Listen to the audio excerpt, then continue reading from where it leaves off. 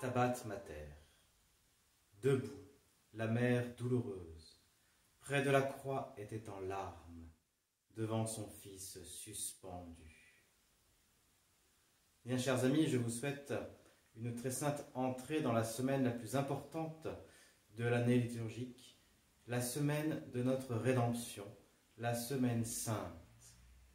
Et je vous propose aujourd'hui d'introduire, en quelque sorte, après la cérémonie des rameaux, d'introduire cette semaine avec Notre-Dame, qui se tenait debout auprès de la croix.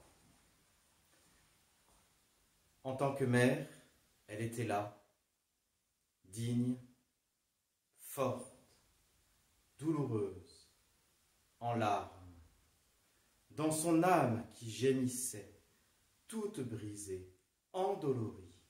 Le glaive était enfoncé. Souvenez-vous, mes frères, de ce glaive qui a été prédit par le vieillard Siméon.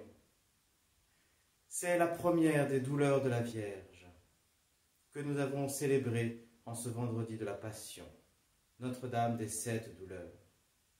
La première des douleurs, c'était donc la prophétie de Siméon qui lui avait dit « Un glaive te percera le cœur ». Et aujourd'hui, en ce temps de la Passion, nous sommes en plein dans ce glaive qui transperce le cœur de Marie. La vie de la Sainte Vierge n'a été finalement qu'une vie de souffrance, à la pensée de la Passion et de ce glaive qui devait un jour lui percer le cœur, ce glaive spirituel, mais non moins terrible. Vous connaissez certainement les douleurs de la Sainte Vierge Marie. Elles sont au nombre de 7. La deuxième douleur, c'était donc la fuite en Égypte. Imaginez l'enfant nouveau-né devoir partir, fuir dans un pays étranger pour échapper aux mains d'un roi fou qui met à mort tous les enfants du pays. Quelle douleur pour Notre-Dame!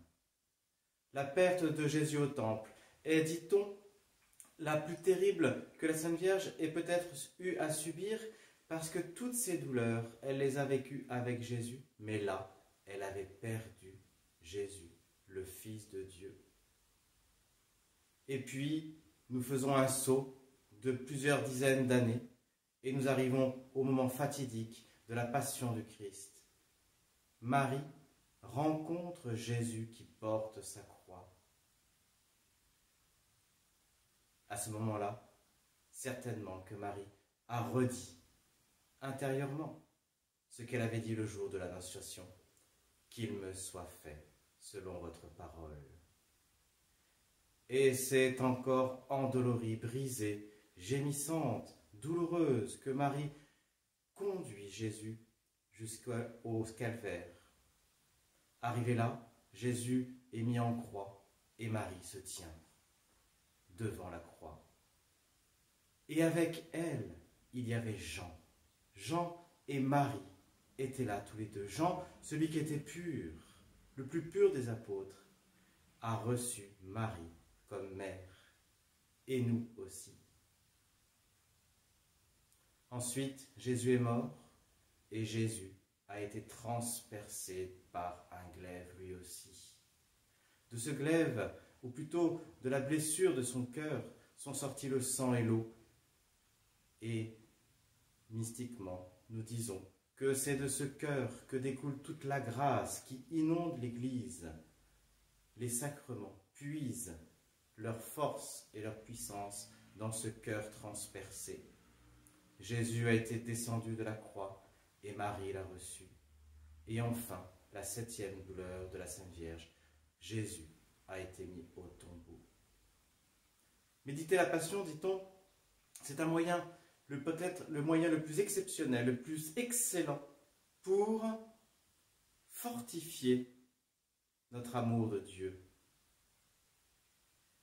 Associer notre âme aux souffrances de Jésus et aux souffrances de Marie, c'est permettre à notre âme d'aimer un peu plus. Voici ce que dit le Stabat Mater, pour terminer.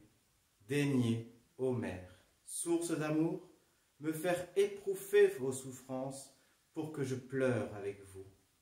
Faites qu'en mon cœur brûle un grand feu, pour mieux aimer le Christ mon Dieu, et que je puisse lui plaire. Ô Christ, quand je partirai d'ici, faites que j'obtienne par votre mère la palme de la victoire. Au moment où mon corps mourra, faites qu'à mon âme soit donnée la gloire du paradis. Méditez les douleurs de la Vierge. Tenir compagnie à la Vierge douloureuse, c'est aussi s'assurer son soutien au moment fatidique. Priez pour nous maintenant et à l'heure de notre mort. On raconte l'histoire de ce religieux qui priait beaucoup toute sa vie. Dès qu'il avait une tristesse, une épreuve, la Vierge des douleurs.